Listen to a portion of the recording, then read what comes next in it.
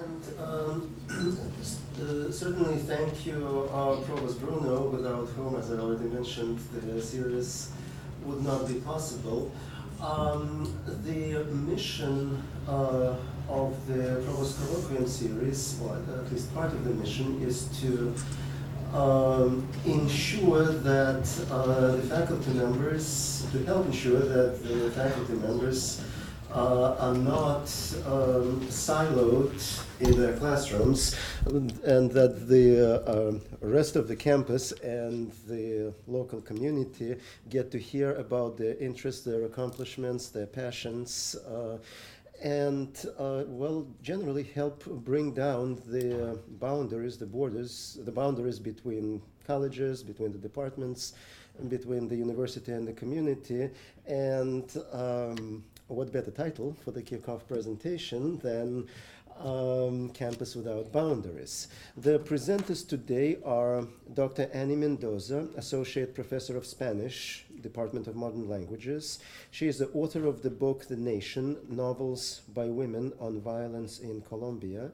She teaches Latin American literature, film, language, and culture courses at ESU. She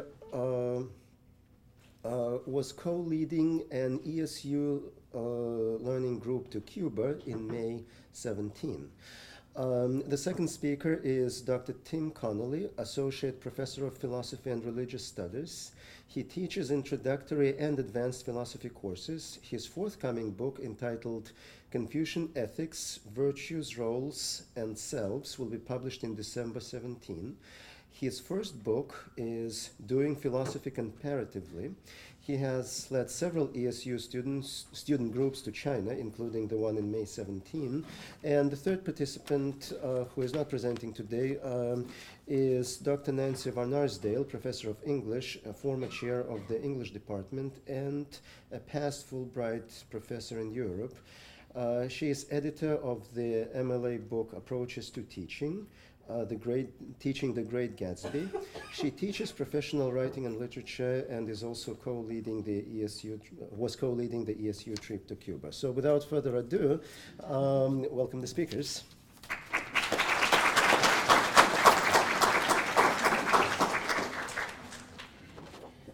Thank you very much, Eugene. Thank you very much, Joe. I'm not sure where I talk because I have a mic on me, and I feel like I'm on a reality show right now. Yeah. But so I'm not sure if, can you hear me from here? Okay. We're going to have some, I guess, advanced technology in this presentation because the co-leader of the group that we did in May, of our group in May, is Nancy van Arsdale, who is with us right now via Skype, and she's in Harrisburg for a meeting. Before I continue, I'd like to play a 2-3 minute video that she recorded that presents our project and can give you a little bit more knowledge before I start the slideshow presentation. Let me see where it is. Okay, here we go. This is where, okay, let's start. Can everybody see that well? Okay. Hi, I'm Nancy van Arsdale. Okay. I'm going to participate in today's colloquium via distance technology from Harrisburg. By chance, I had a meeting in Harrisburg at the State System office. I was the principal writer of today's proposal for Campus Without Borders. I'm delighted that Professor Annie Mendoza and Professor Tim Connolly also co-presenting with me. About 6 years ago, I had the chance to go to China with East Stroudsburg University honors students and faculty. About 3 years ago, after President Obama announced some changes he was proposing related to Cuba, I approached the university administration with the idea that we should take East Stroudsburg University students to Cuba. That dream came true this past May. Today, we're going to talk to you about our experiences traveling with ESU students and faculty to China and Cuba this summer, 2017, this past summer. And communism, that's a scary word. We don't like that form of government. But one of the great things about traveling internationally with ESU students is we get to see firsthand what life is like in places very different from our own country. So sit back and enjoy today's convocation. I'll be participating via technology. Thank you.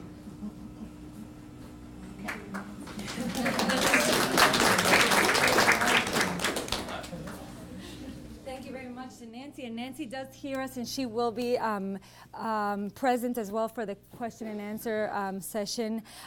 Just to add to that, so yes, as many people know, in December, as many people know, we've had a very contentious relationship with the nation of Cuba since the Cuban Revolution in 1959, and especially since the beginning of the embargo against Cuba in 1962. In December of 2014, President Obama changed that path. He started the thawing process of that frozen, relationship that Cuba and the United States had. And interestingly, 1 month prior to Barack Obama's historic announcement, I actually had traveled to Cuba. I was there for 1 week. I went for a conference actually where I was given an award for the book that I wrote. And so in my own personal experience, it was very difficult to get to Cuba because you have to go through months and months of paperwork and red tape to go through the Office of Foreign Affairs. They have to do all sorts of background checks on you and that type of thing. So it used to be very, very difficult to travel to Cuba. So it was very interesting that 1 month later, Barack Obama made this historic announcement, and changes started to happen for especially students, student groups, cultural groups to be able to travel to Cuba. And by a chance meeting with Nancy Van Arsdale one day on the first floor of Stroud, we came together, and she had heard that I traveled to Cuba, and she was telling me how she had always been interested in taking a group of students to Cuba, which had always been a dream of mine. And so this project formed. So just to give you some background, okay, we had the ESU experience in Cuba, May of 2017, and this is the nation of Cuba. And I have to say, actually, let me pause for 1 second to say that it's kind of with a heavy heart that I talk about Cuba this week. I'll be talking a little bit about Miami because, as you know, Hurricane Irma really pummeled the island, pummeled both Miami and Cuba. And if you've seen the images this week, it has been devastating. So it's just really kind of bittersweet to see these images because many of the places that we'll look at on these slides today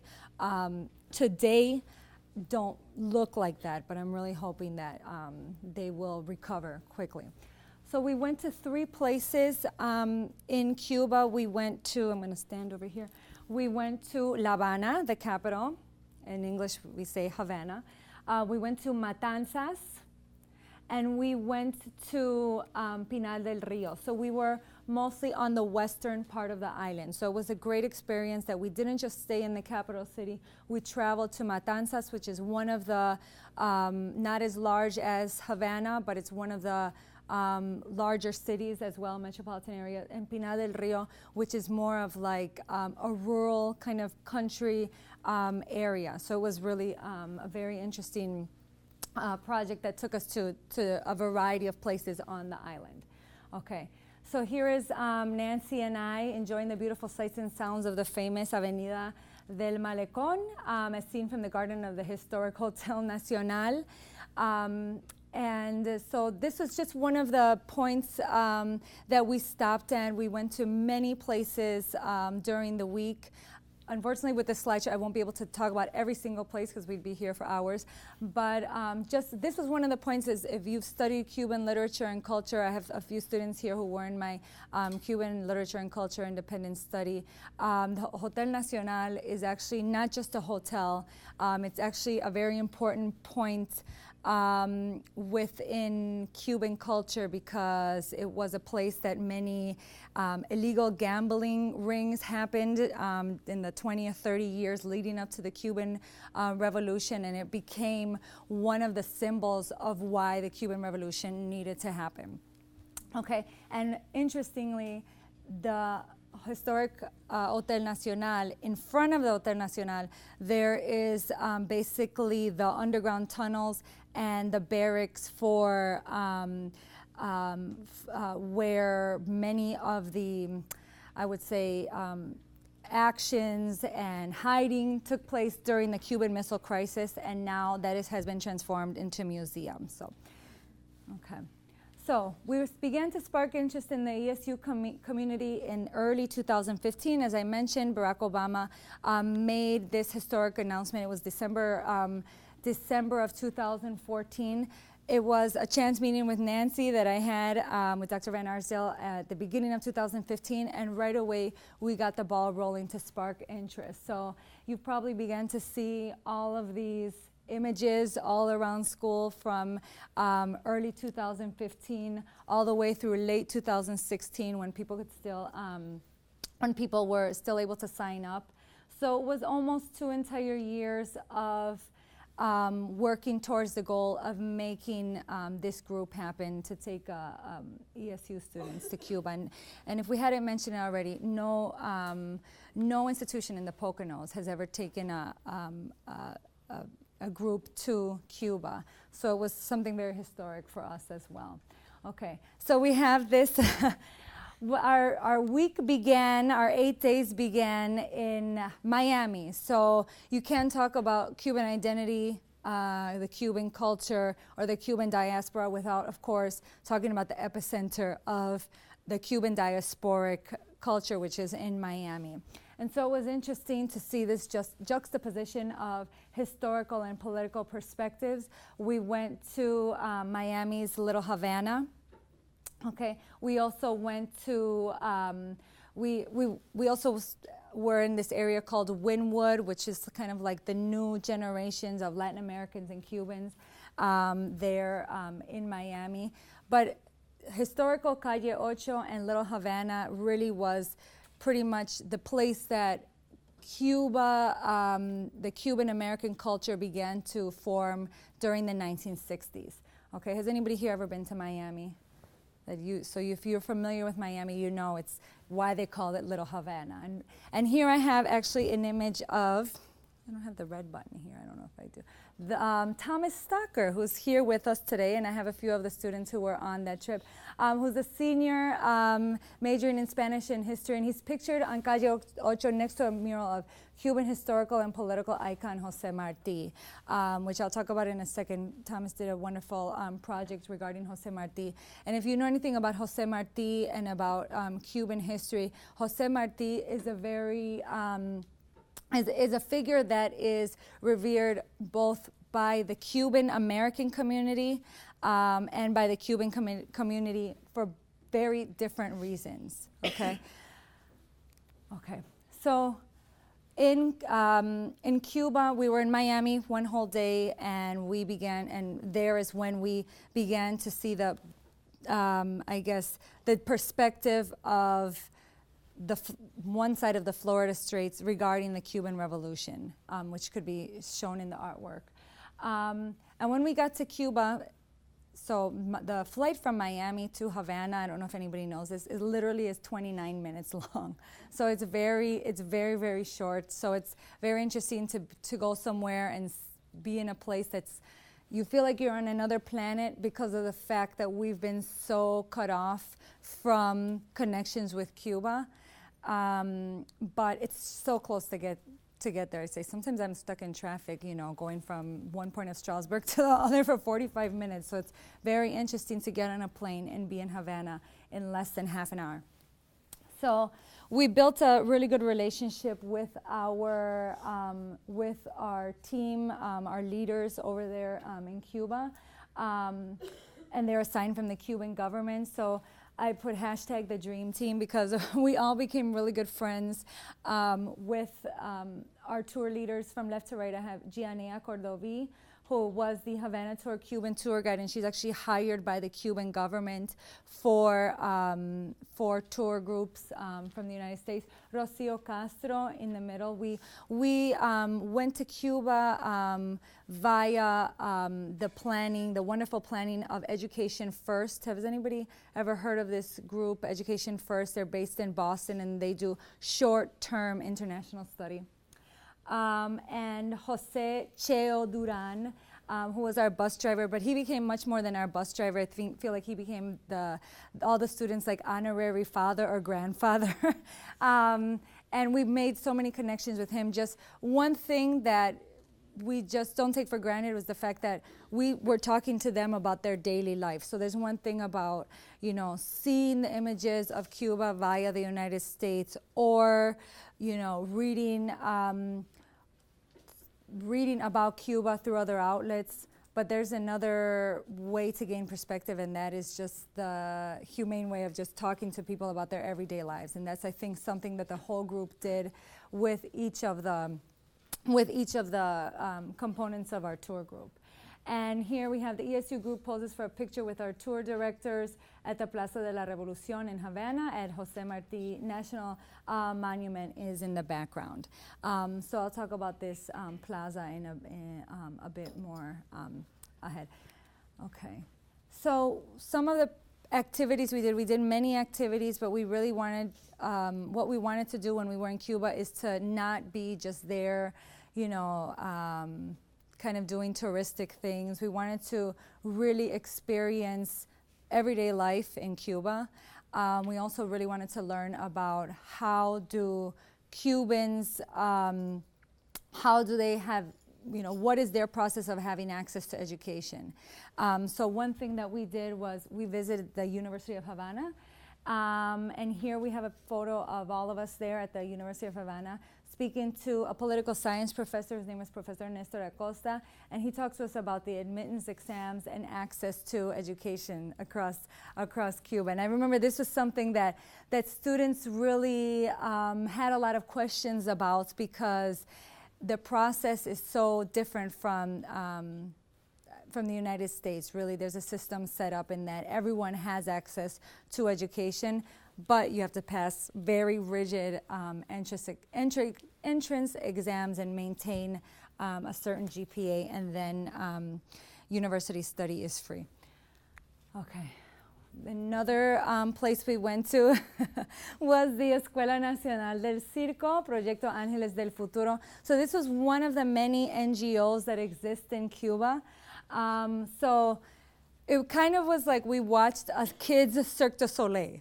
And it really wasn't just for entertainment purposes. It's really to see kind of like their very rigid, very disciplined habit of of sports. Yesterday we had a movie from Cuba which talked about boxing, but anything in the realm of ballet and dance is something that in Cuba they have really kind of formed institutions around that. So we have here Melissa Vicente, who's here with us today too.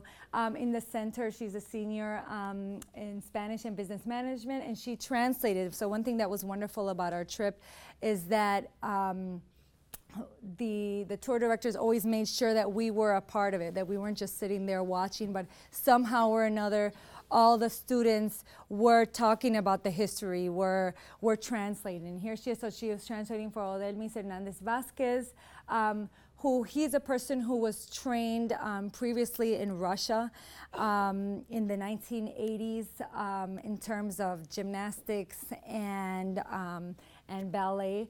And so he's the director of the National Circus School. And it's not just like, for people to join the circus, literally, but it's a school in a very marginalized area of Cuba, a very marginalized area of Havana, where a lot of these students don't have the money, the resources to have any type of extracurricular activities. So this is a type of program, a very common type of program that the Cuban government has set up.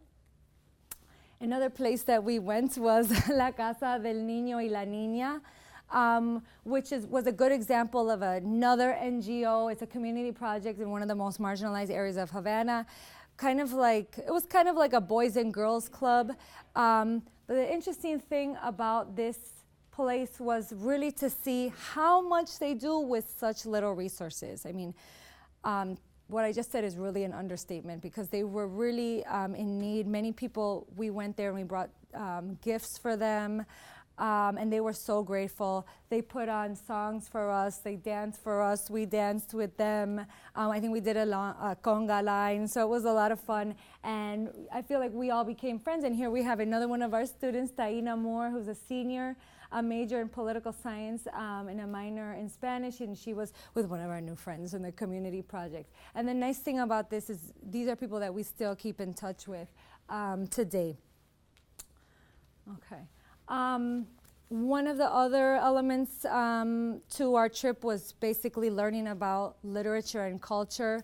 So a lot of times when people think about Cuba and the arts, it's really kind of just music, maybe dancing, but all types of artistic outlets are produced in Cuba. And myself, as a person who's a scholar and who's a professor of literature, I thought it was really important that we had some type of discussion with someone in the literary field in Cuba. And so we got to meet Jose Miguel Sanchez, also known as Yoss, that's his alias. He's Cuba's foremost science fiction writer. This is a clip from a New York Times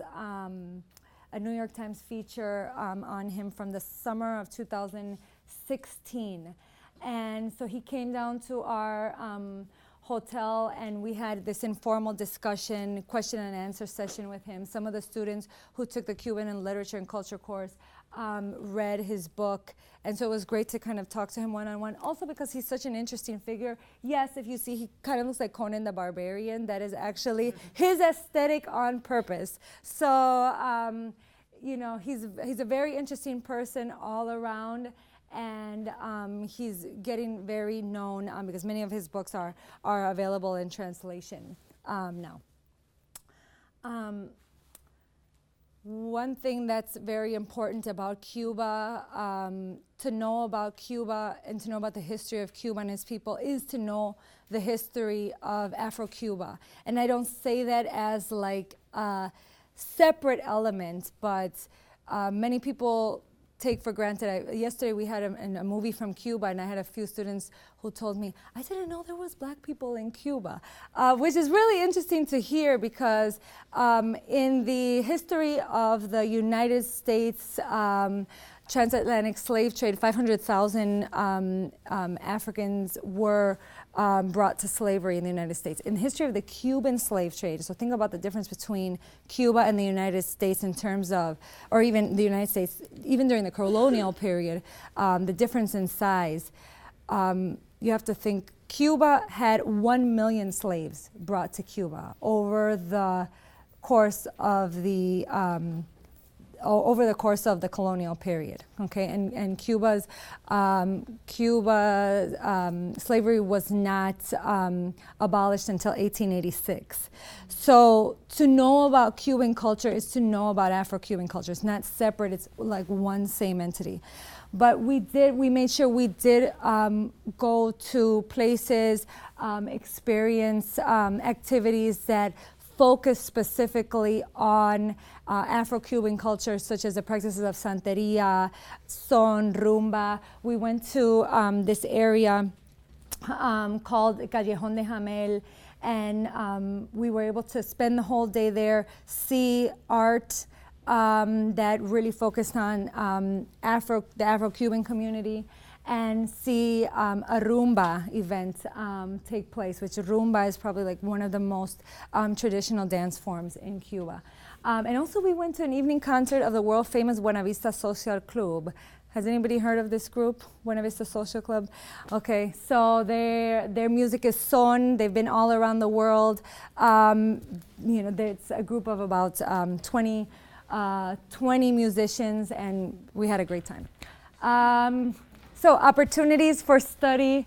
abroad students, research projects, and conference presentations. So one of the reasons we did this short-term projects to Cuba was really to emphasize again the importance of studying abroad, the importance of making connections, because they're directly related to students' fields. So I have these beautiful students here who last April presented during the ESU Student Research Symposiums. I have Melissa Vicenti. Again, do you want to say hi? Okay, Melissa Vicenti, who's a senior, and she presented a project on the leadership evolution of Fidel Castro. Thomas Stacker, who's also senior, okay, and his research project was Jose Marti and Fidel Castro, Murals of Independence in Cuba. They were both my students for independence studies. And I also have Taina Moore, who's also on Student Senate, I should have added that, who's a political science major, a Spanish minor, and she did a research project, an independent study on primary health care in Cuba, and her professor is here, Dr. Susana Maistegui. Dr. Susana Maistegui also was a participant in the ESU to Cuba experience, but she was more than a participant because she really helped a lot of things get underway, because Taina really had such a different perspective than she had had months before, because you learned all about the Cuban healthcare system, right? Do you want to share anything? What did you learn in 30 seconds or less? Okay, well, you think about it and we'll talk to you later. Okay, so she learned all about Cuba's socialist healthcare system. Okay. So how did this flourish more than with their experience in Cuba? So all three of these students, once they came back from Cuba, they had about 6 weeks, and they gave an extensive research project, as if kind of like on grad school level, very long project, after they gathered documentation in Cuba and expanded their research. So I think this was kind of an experience they couldn't have had they not actually gone to Cuba and seen firsthand. And here we are together near the Plaza de Armas in Old Havana. Okay, and this continues to today what they're working on, because we're still getting the flowers of the seeds that were planted in Cuba and before Cuba, because this November, Melissa, Taina, and Thomas will be presenting. They will be representing ESU at the Westchester University 2017 State System Inclusive Excellence in International Education Summit Poster Forum. That was long.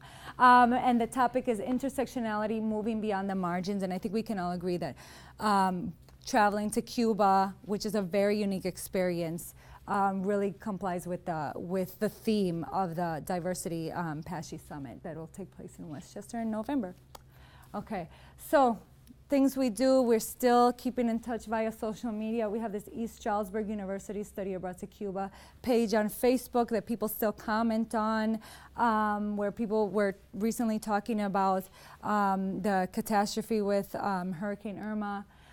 We had an ESU to Cuba page where, thankfully, because you can't just use the internet or Wi-Fi at your will in Cuba, it's scarce, but when we were able to get a connection, Dr. Maistegui, who administered the ESU to Cuba page on Instagram, made sure all the parents were calm, because they saw that their kids were fine and they were doing great, having a lot of fun. I say here, Cuba, new perspectives achieved lifelong friendships made.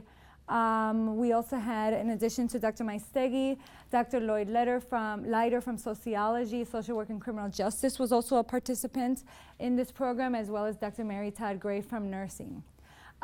So we had, in total, a group of 13, which was a wonderful group because we all got to know each other, and there was a total of 6 student participants. And here are a few more: Marissa, Andrew, and Alicia. Alicia actually was a student from Delaware Valley University. Okay, so just some images of the new perspectives. I'm sure everybody is familiar with this image of the Plaza de la Revolución, Che Guevara. Okay, some more places. We're here in Old Havana. New friendships made. Gianea brought her child to meet us all. Here we have all the students dancing salsa. You can't go to Cuba and not dance salsa, of course, and timba. And just some more images. Andrew, every time he had a chance, he played along with the Cuban groups. He would play percussion. Okay, and here is, let me see, the rest of us. Okay, people, architecture, classic cars. So I have to spend at least 10 seconds just talking about it. That's one thing. And actually another thing that breaks my heart to see a lot of cars being destroyed, having been destroyed in the past few days. But every person said to me the same thing. I never thought I would take so many pictures of cars in my life, because that's one of these very charming things about Cuba, the classic cars in front of the architecture. So just a few more images of Havana, probably one of the most iconic shots in front of the El Capitolio. And that is all that I have for today. And I'll minimize this.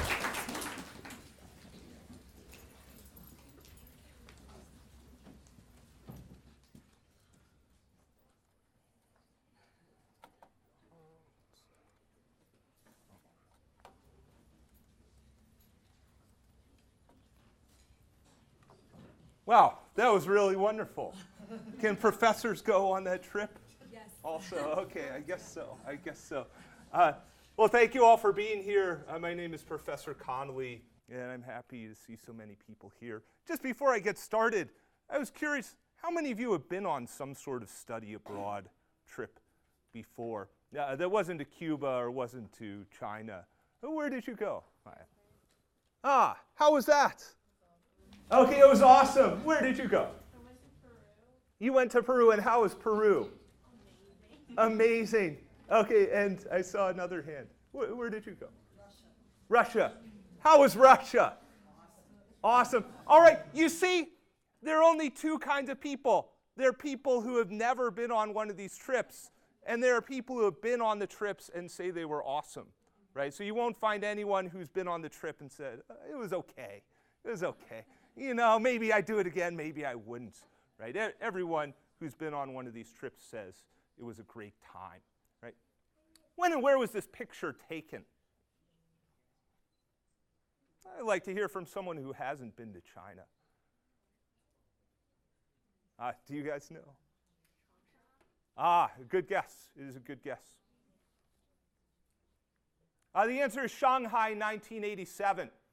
And if you look at this picture from Shanghai 1987, take a moment and focus on the buildings in the foreground.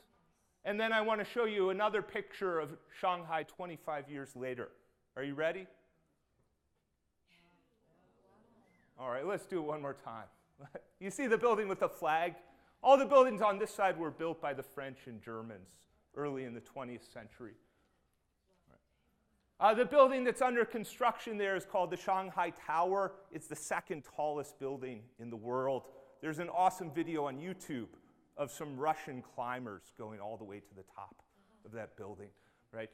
So I show you these pictures because you can see just how much China has changed in the last 30 or 40 years, right? Here's some stats. Right, I'll skip the stats.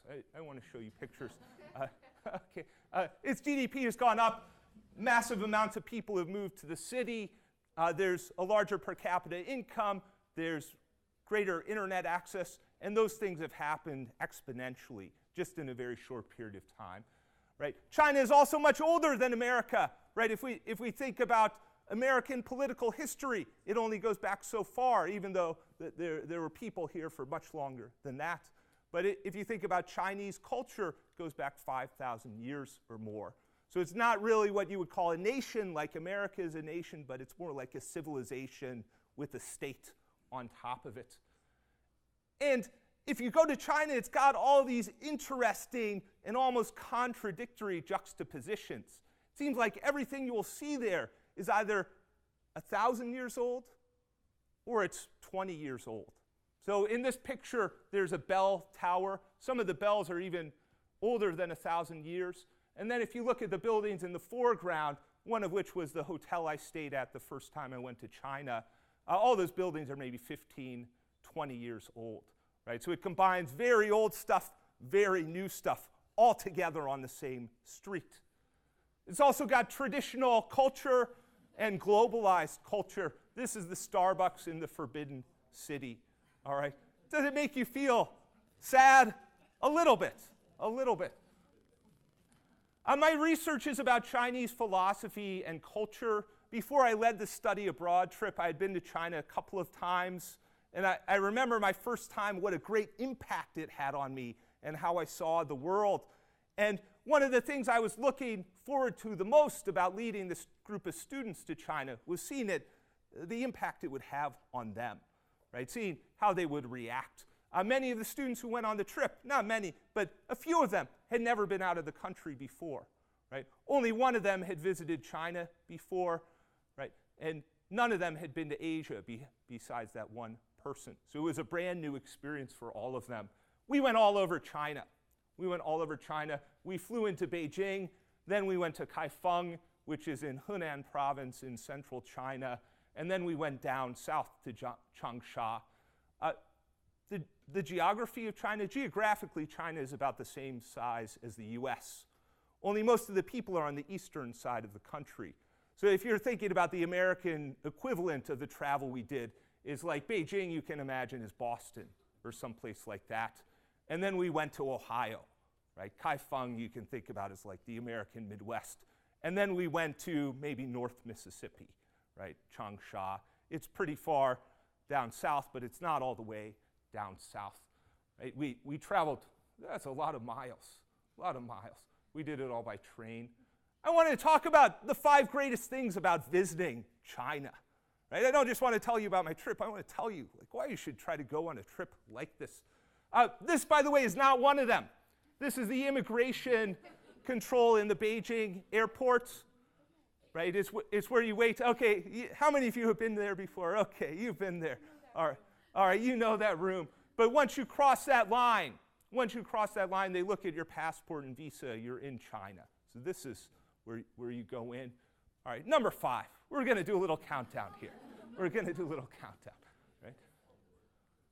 The places. That's the Great Wall.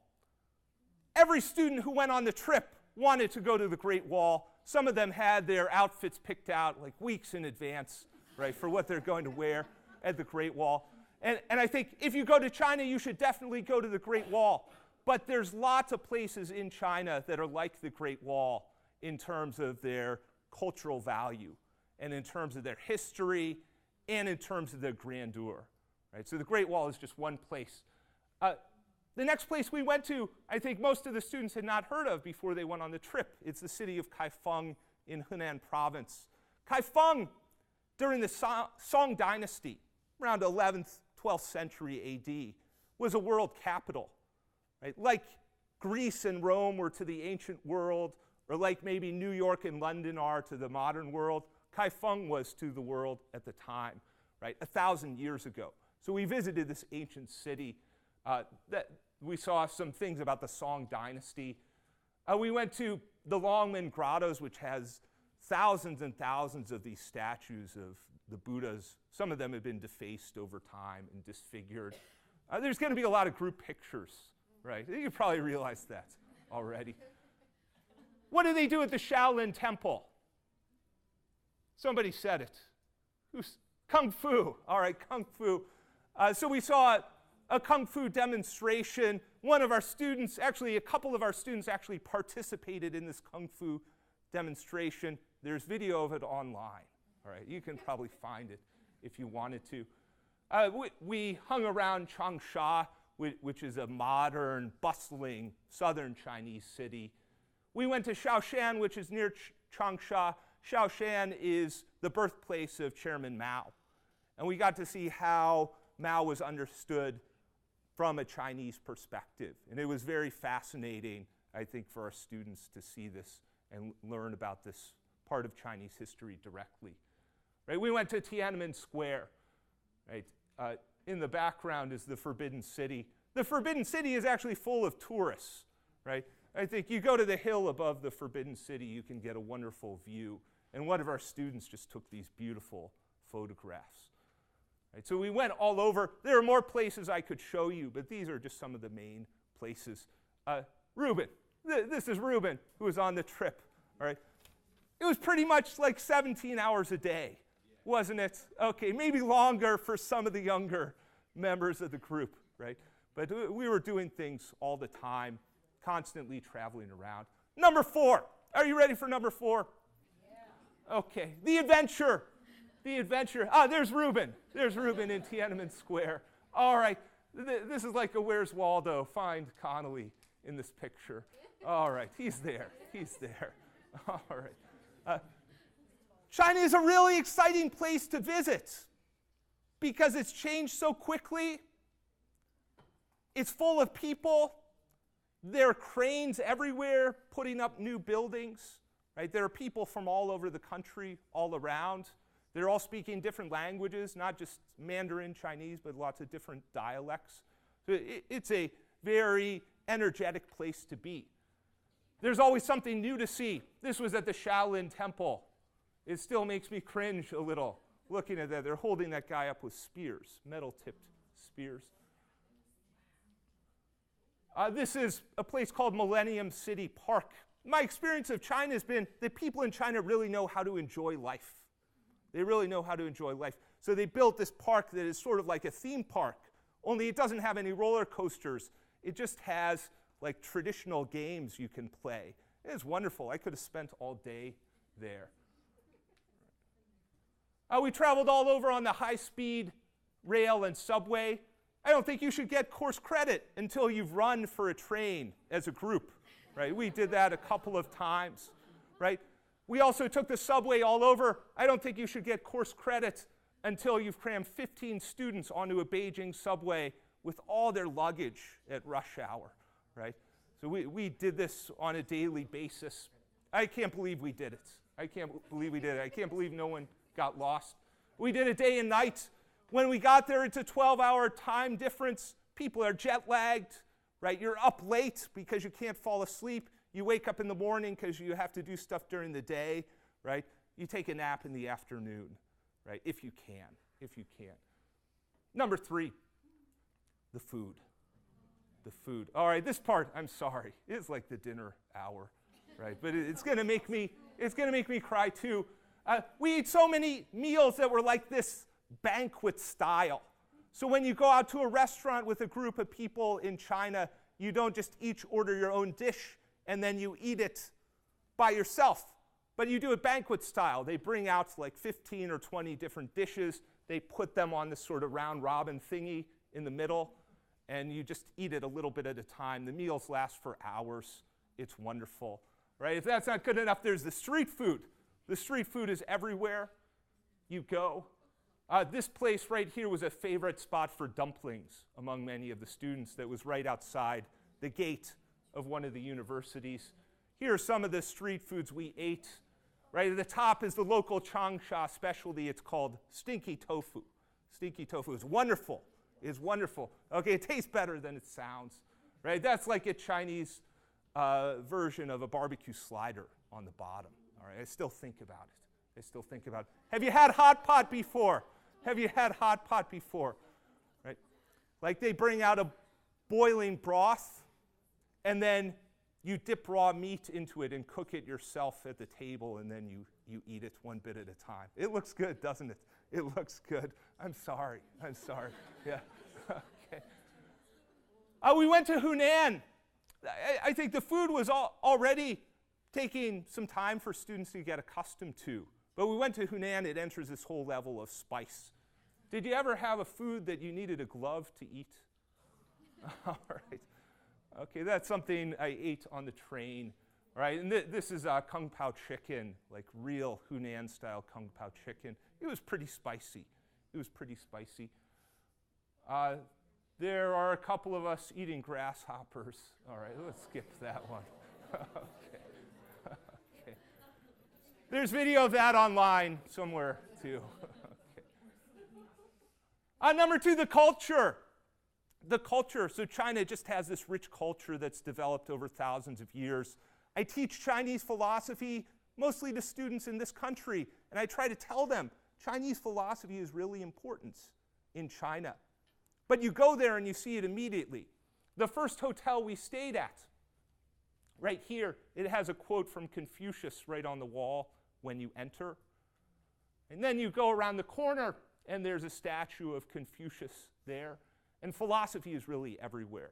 The next hotel we stayed at, that's what the lobby looked like, right? The next place we stayed at also had quotes from Confucius on the wall, right? So the philosophy is really deeply embedded in the culture. And we found everyone we talked to really loved to share their knowledge of the Chinese culture with us. It was very special. I love the smile on this professor's face. He was the head of the music department at Henan University, and he just got a lot of joy out of showing us all these traditional Chinese instruments.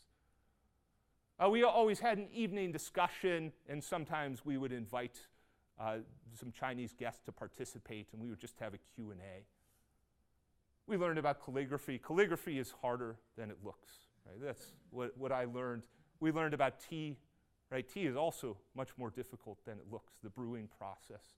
Right? Very complicated. This woman was a Tai Chi master. I think she was about 60 years old. She asked me if I would try to push her over. Right? I said, really? Okay, I will try to push her over. Right? And what I learned from that is students really like it when the professor makes an ass out of himself. Okay, all right, 'cause I couldn't do it. I couldn't do it. All right, they're laughing in the background. Number one, what could number one possibly be? The people. The people. I think people in China are the most friendly, generous, wonderful, sharing people I've ever met. Right? And that is by far my favorite thing about visiting China. We play basketball every night. One time, one of our students didn't have shoes. A Chinese student took off his shoes, gave it to the student so he could play basketball. You could never imagine anything like that happening, right? But it happened. And things like that happened on a daily basis, right? So everywhere we went, people greeted us. They were very happy to see us. This is our friend, Professor Fu from Henan University. One of the students asked Professor Fu, why are Chinese people so friendly? Right? Why are we treated so well? And he said, it's because we want to learn from you. Right? And we show respect because we want to learn what you have to teach us. Right? And we want to take what you have, we want to adopt it, what's good about it. Right? Get rid of what's bad about it. But we want to learn from you. He said, that's why we're so friendly. I was jet lagged one morning. I climbed to the top of this hill. It was about 6 o'clock in the morning. What are the students doing?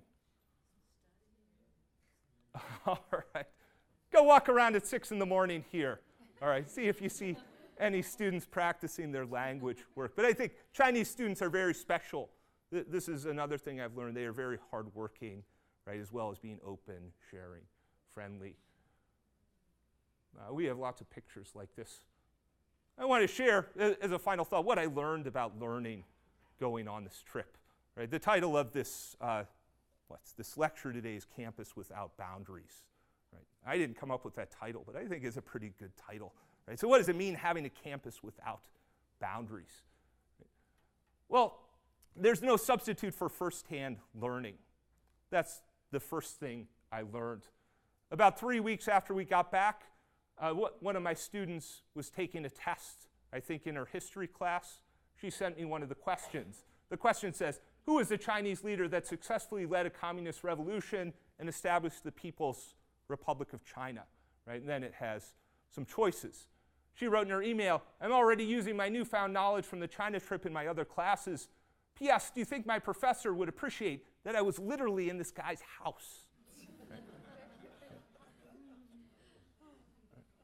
Who knows more, this student or the professor in this course?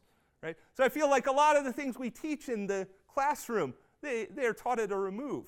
Right? They are taught secondhand. right? You go on one of these study abroad trips, you can get the direct experience, and there's no substitute for that kind of experience. The second thing, learning is going beyond your boundaries. Another thing it got me thinking about is maybe what we do in the classroom. The problem is we're all too comfortable, right? We're all within our comfort zone. The professor stands up here, you sit back there, right? We can all be comfortable where we are. If you go on one of these study abroad trips, immediately you're dropped in an unforgiving environment, right? An environment that you don't know anything about, and you're there the whole time, right? The whole time, there's no place to go. You're just there, and you're forced to adapt as you go.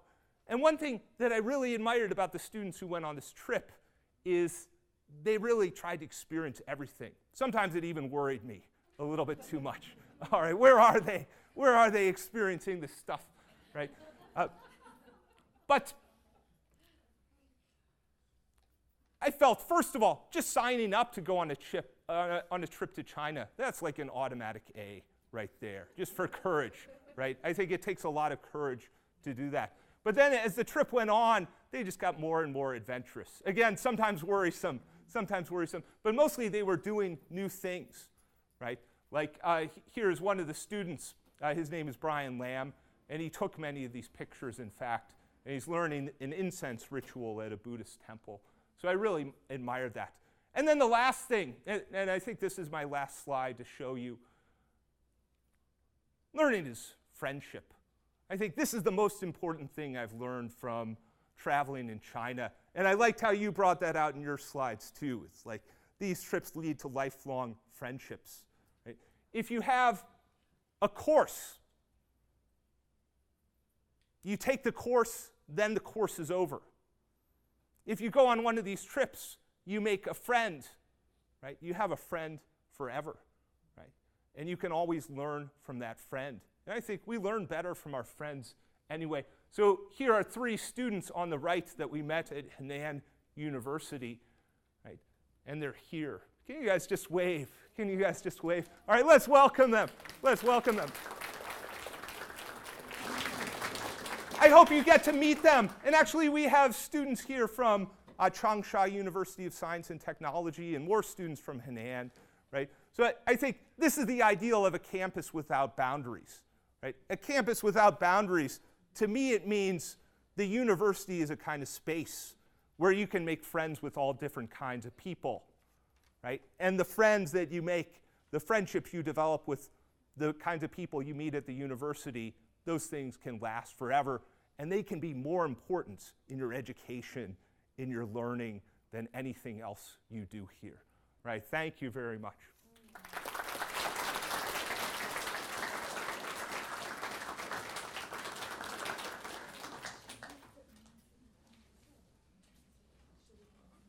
I think now we have a few minutes for questions.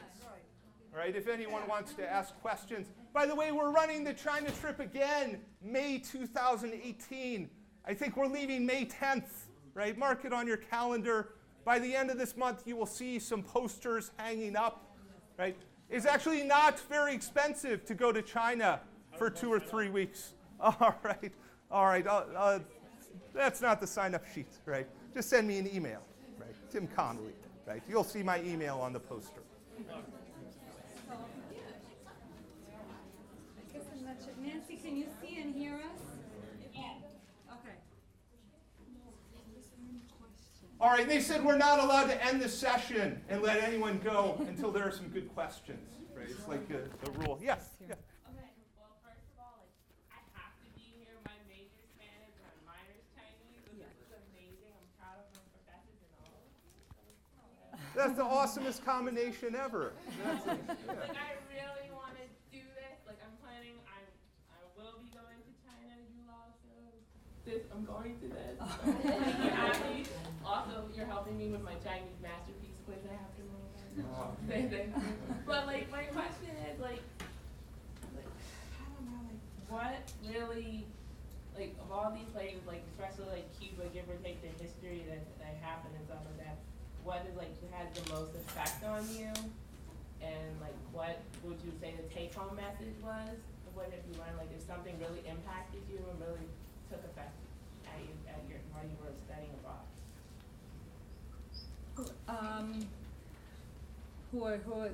Okay, well, I'll say something. I think something that Professor Connolly was saying as well, it's the people. The people, are what's the most impactful in their perseverance,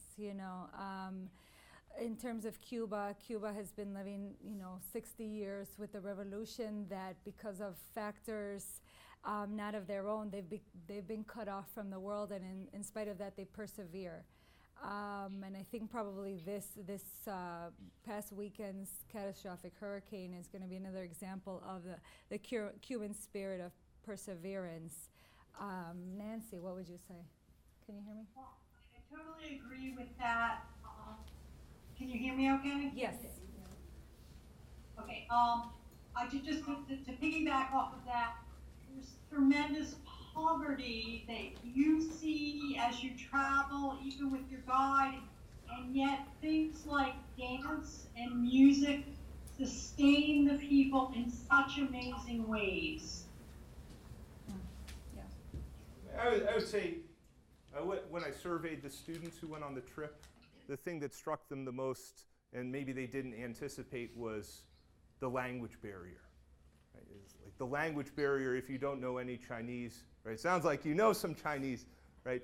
But I think the language barrier is constantly in front of you, right? No matter where you're going. So they said that was a big part of their experience, was having to deal with the language barrier. But yeah, I think it's just a different country. Yeah, thank you for that question. I'm wondering if, I know you said Ruben has been to China. What about like Taina and Thomas? Could we have a couple students answer as well? Taina, Thomas, Ruben, what impacted you the most about Cuba? Kind of like what they were saying, just like the perseverance and how the people are, and it's like when Dr. Mendoza showed the pictures from the group of students who were like in the circus.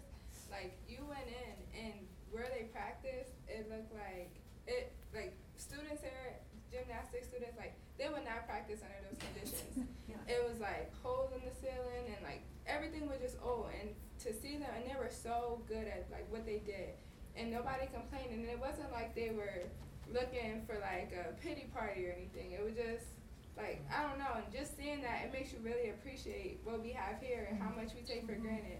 So that was like the biggest thing that I took from it. And also like having a Hispanic background and for myself, like just seeing, even though my family's from Puerto Rico, but Cuba, it's all in the Caribbean. It's just like, it just really makes you appreciate a lot. And for me, just become closer to my roots and heritage that I previously wasn't really, didn't have much connection to. So that's what I took from it. And Thomas? Because since I'm a history major, I was reading a lot on Cuba before we went, and then when I got there, I realized it was so different than what I read, because here we think it's communist, so communism's bad, so everything they do there is bad. But then going there and seeing the people and how everything really was, it really opened my eyes more to any history that's even like more recent, like that is pretty recent in the historical timeline. It's a lot easier if you can go and actually see for yourself. And like, I even read some of their books they had there on history to see how that compared. So just seeing that comparison kind of made it a lot more enjoyable to me personally. One of the China participants. China wasn't the first place I studied abroad. I studied abroad in 5 different countries. But just going abroad as a student, coming back, like your mind just explodes to see how beautiful the world is and how people are different throughout the world, and it just makes you like just be in awe, just like, wow, this is our world.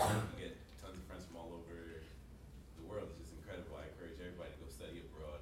And from this previous trip from China, what I took back was like the Eastern philosophy. It's amazing just to think culture is over 5,000 years, and you guys should all just study abroad and go to China, other countries, and take Eastern philosophy course with Mr. Connolly. Ruben is a study abroad champion. Right? I think that anybody top 5 study abroad trips. All right, you're the champion. You're the champion.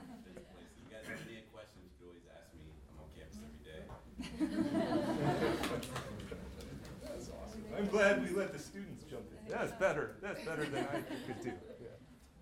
Yeah.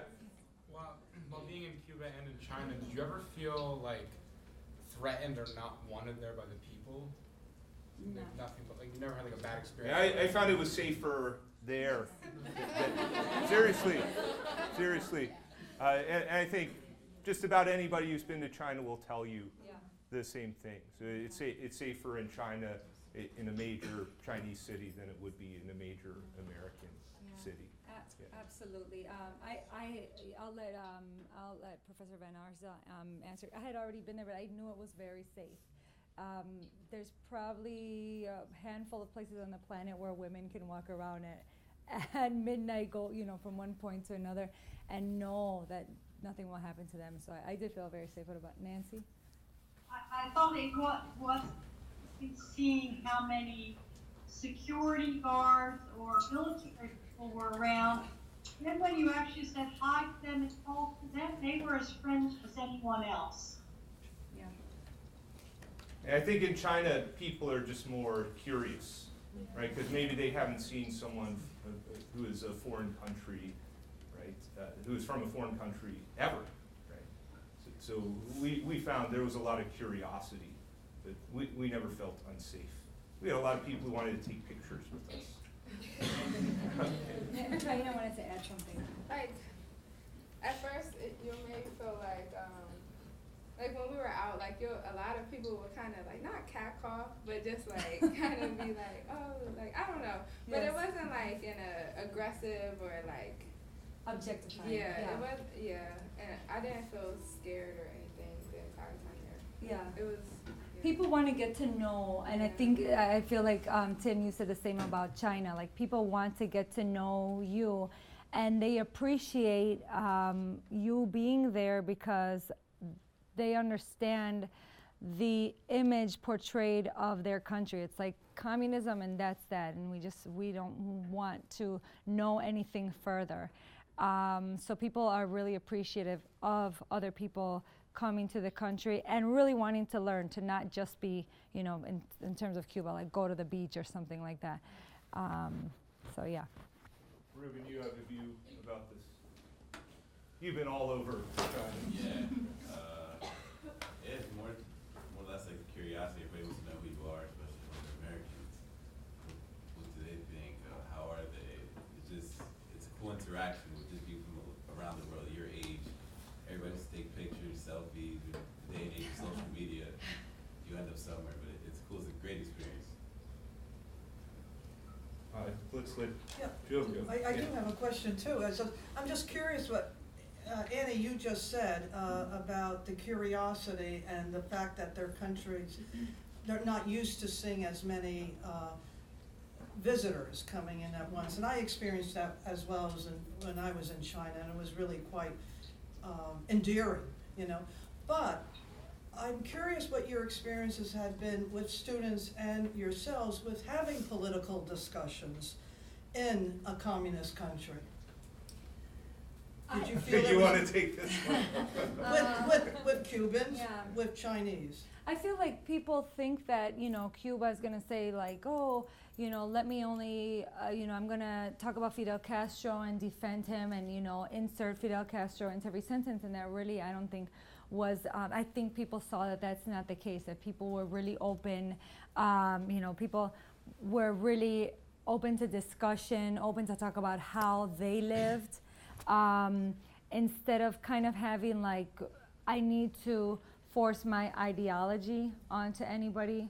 I don't think people were concerned with sharing necessarily what their ideology was. It was more of like sharing how oh no. How. She'll call back. Okay, I'll answer. But I think people were more open to. Don't click there. Don't click? Maybe not. Okay, good. That's my answer. Anyway, Tim? I found in China people generally don't talk politics. Yeah, what they want to talk about is American popular culture more often than not. I was wondering if they felt they couldn't talk about. I think it's just not as much a everyday topic as it is in this. I think country. people will try, maybe not. Okay. It's all right. We can get a few more questions. Do you have any other trips planned in the near future? Or are you looking into any other countries to possibly visit? Let me have you answer that, Tim. Let me see if I can get Nancy back on. I feel really bad.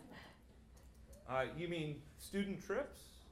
Yeah. There's the next China trip, May 2018, and I think it's going to be a competitive sign-up, right? So as soon as you see the poster go up. But we're also hoping to encourage other places too. Just so you know, this past summer, students went to Ghana, they went to Ireland, they went to St. Croix. Yeah, Sweden. Yeah. So what we're trying to do is get as many experiences available, embedded with a course, so that it makes it more manageable and affordable for you, and also I can get to send the faculty with you. Yeah. So it's really kind of an exciting opportunity. So you spend one day in a country, in one of these countries, it's worth like a month here. All right. Even though what I do here, I teach here. It's right? better. Yes, but it's a serious learning experience. It's like some in-depth learning. Yeah, and there are lots of places. I Yes. would suggest that they contact the young man that you head on over to Stroud to the international office. Stroud 103. Steve Ives, and they can show you the list, and even if you click on the ESU webpage, all the courses that they might be offering study abroad are listed there. I've taken students to Costa Rica for the past 5 years, and we've gone to Puerto Rico, et cetera, looking at the healthcare system, global health. So there's a lot of opportunities. Shorter trips, maybe longer ones, some that are more Spanish-based. I know students might, so basically look at the international office website and go over and visit Steve Ives. So I'm an education major. Will this have any kind of benefit towards my major? Will it have will we visit schools, or will it have anything to do with education at all? We taught a GE course as part of this program. So if you're asking curriculum-wise, where does it fit in? You get 3 credits of GE, right? But in terms of transforming your whole experience, right, I think that's the big benefit, right? But you do get some credits, right? Our trip was a 3-credit hour. Yeah, we had a trip in spring that went to Germany. I think it went up to 6 credits. It was over 10 days, and we did it jointly with Westchester. So as Lori mentioned from our nursing, is that Steve Ives is a great contact, because we also do semesters abroad, but these are the short-term trips, so sort of to get your feet wet into the international experience. Yeah, you do it once, pretty soon you will be like Ruben. Right? Yeah, that's right. We want more Rubens. Yeah. That'll be the stamp, Ruben. You made it to the Ruben status. Please. What were some of the ways you guys dealt with the language barrier? Do you guys do funny hand signs, play charades? Or? No, well, the team that worked with us, they 2 of them spoke fluent English, but half of our group were also pretty fluent in Spanish. So I never felt that there was a barrier at any time. Yeah, there was a few people on our trip, maybe 2 or 3 who didn't speak Spanish at all, and not one time did they ever say to me, "Oh, I'm confused," or "Oh, I don't know what's going on because I don't speak Spanish." So. Yeah, in China, much more of a barrier, I think. Some students use translation apps pretty successfully.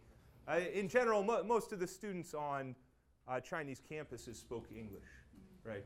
Or many of the ones we were interacting with were from the foreign languages departments, so they were learning English. Right, so on the campuses, it wasn't really a problem, but if you're out and about, if I want to go to McDonald's to get some chicken nuggets, I look up how to say that. Hopefully, you wouldn't be going to McDonald's. Yes. Yeah, Yeah, Google Translate, right? It works extraordinarily well, and there are apps you can use that are even better. In the case of Cuba, that's not an option, Okay, because I'm like, definitely you can't just use your phone and your apps. I think the students felt a little like they were on a different planet. They couldn't just Instagram or Snapchat, nothing like that. And only very limited spots, so it was kind of nice. It was in China, everything went directly from first-hand experience to Snapchat. Like every single thing. Yeah. I think I would answer your question. One of the students, Ruben, he's a good example because he took my Chinese language class, and whenever he came back, he's even started really, really hard because before he didn't know how important the language is. Now he began to really hard push himself to memorize the characters. Now you can ask him, and even today he asked me how can I take HSK, which is the language proficiency test. So see, this is the way to push him. In reality, you should pick Spanish and Chinese. Spanish with him, Chinese with me, okay? So Absolutely. Learning a language, is the key to open the door. We have awesome professors who teach those languages. And Dr. Maestegi too, of course. With Dr. Maestegi, of course, I think she has some students here as well. So. Mm-hmm. If you guys were able to redo your trips, I know you are again, what is one experience, place, city that you would want to change or even redo? Change anything. If I could, I would have been able to add a few more days, if not a week. Students were like, couldn't we just stay for a month? Obviously the cost continues to go up, as the more days that you have, but I think I would add at least a couple more days.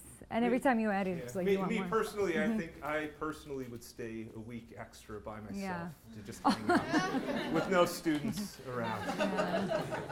God bless the students, but that's what I would do. Then you don't have to worry about what's happening. All right, yes. Where's Ruben? Okay.